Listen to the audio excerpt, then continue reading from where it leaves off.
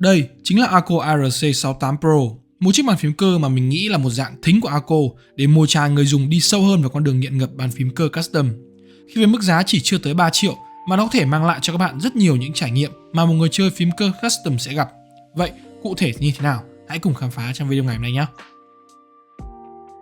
Cảm ơn nhà tài trợ TechSpace.vn đã tài trợ cho video này. Và nếu như các bạn mua sản phẩm này với mức giá tốt nhất và đảm bảo hàng chính hãng, đừng quên mua tại TechSpace.vn với đường link và mã giảm giá mình để ở phần mô tả và phần bình luận video này. Còn bây giờ, bắt đầu phần chính của video thôi. Ấn tượng đầu tiên của mình khi mở hộp sản phẩm này ra không phải là bàn phím này đẹp quá hay là ngon quá, mà chính là việc hãng họ cho chúng ta quá nhiều phụ kiện. Ngoài con bàn phím stock có thể plug and play thì bạn sẽ có thêm một miếng plate nhựa thay cho plate kim loại mặc định để có một âm thanh gõ khác biệt hơn. Tiếp theo là keycap và keycap. Bạn sẽ có những nút còn lại trong bộ keycap black on white của Arco và cả một ít nút từ bộ white on black để bạn có thể mix vào nhìn cho đẹp. Hai phần kickstand có thể dính vào bàn phím, một dây cáp custom trắng đến thương hiệu Arco, một túi gasket silicone, một key puller, switch puller, một cái tool để mở bàn phím và thậm chí cả một đầu USB-C bạn có thể thay thế nếu hỏng. Có thể nói rằng đây là con bàn phím cơ có nhiều phụ kiện đi kèm nhất đang được phân phối chính hãng ở thị trường Việt Nam. Đây chính là bộ phụ kiện mà có thể sẽ mồi chài các bạn đi vào con đường custom. Vậy thì nếu như từ mức giá khoảng tầm 2,8 triệu kia, trừ hết đi đống phụ kiện này thì phần phím stock của sản phẩm này chắc chỉ rơi vào khoảng độ 2,2 triệu, 2,3 triệu. Thì bản thân với một người dễ tính và lười như mình thì ở cảm giác gõ con này, mình nghĩ rằng nó thực sự là con phím gõ ngon nhất trong khoảng tiền này và cũng không cần lắm việc phải mod thêm nếu như bạn lười. Hãy nghe thử âm thanh của nó phiên bản stock nhé.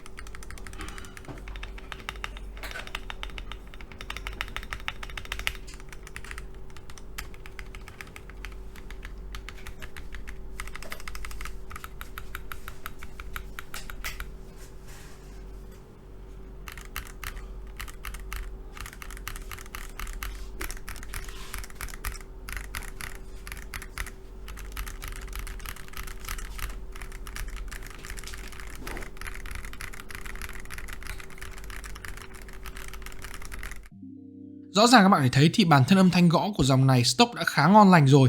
Phần stab của các phím dài thì nghe cũng rất ít tiếng tích và phát ra âm thanh tương đối dễ chịu. Nếu soi kỹ hơn một chút thì có thể thấy phần stab này hơi bị lung lay. Và nếu như các bạn thích sự chắc chắn hơn thì có thể thay một số loại stab screw-in vào, vì chiếc bàn phím này thì hoàn toàn hỗ trợ kiểu đó.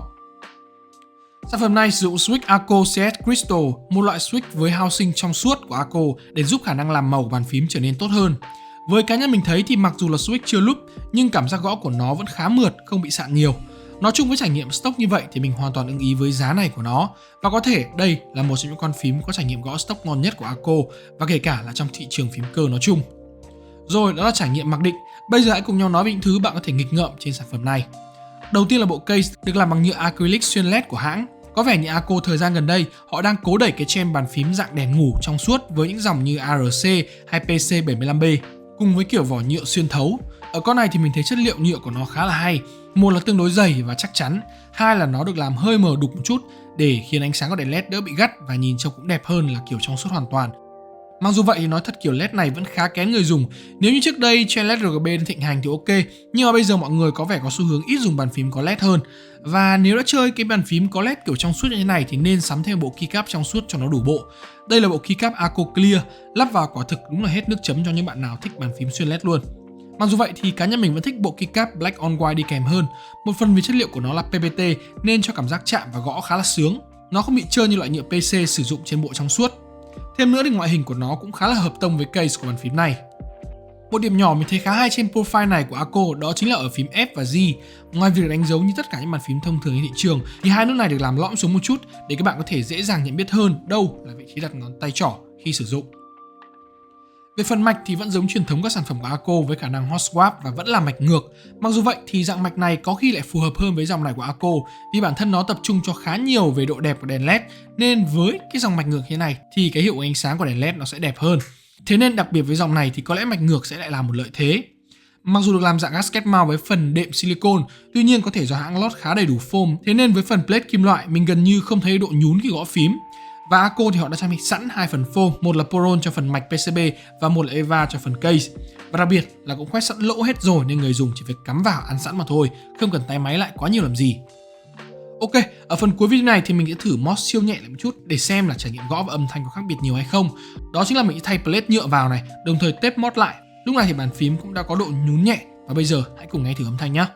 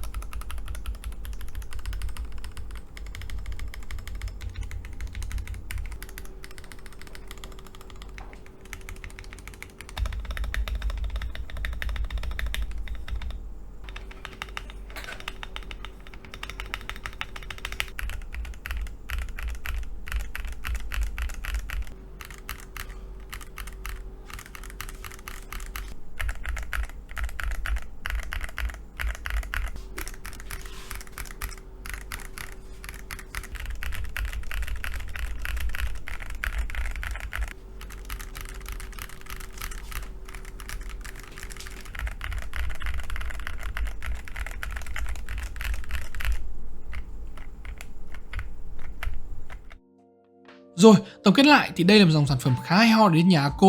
Quả thật là ngày càng các sản phẩm của Ako thì càng chất lượng và nó thực sự rất đáng với số tiền các bạn bỏ ra. Nếu như bạn không thích phiên bản sử dụng layout 65% này thì có thể lựa chọn phiên bản với layout 75%.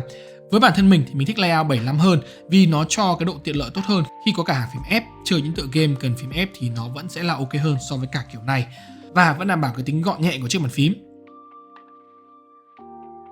Rồi, nếu như bạn mua sản phẩm này đừng quên mua tại techspace.vn với mã giảm giá và giá tốt nhất mình để trong phần link ở phần mô tả và phần bình luận video này. Đừng quên bấm like, share và đăng ký kênh Instagram của bọn mình. Xin chào và hẹn gặp lại các bạn rất sớm thôi.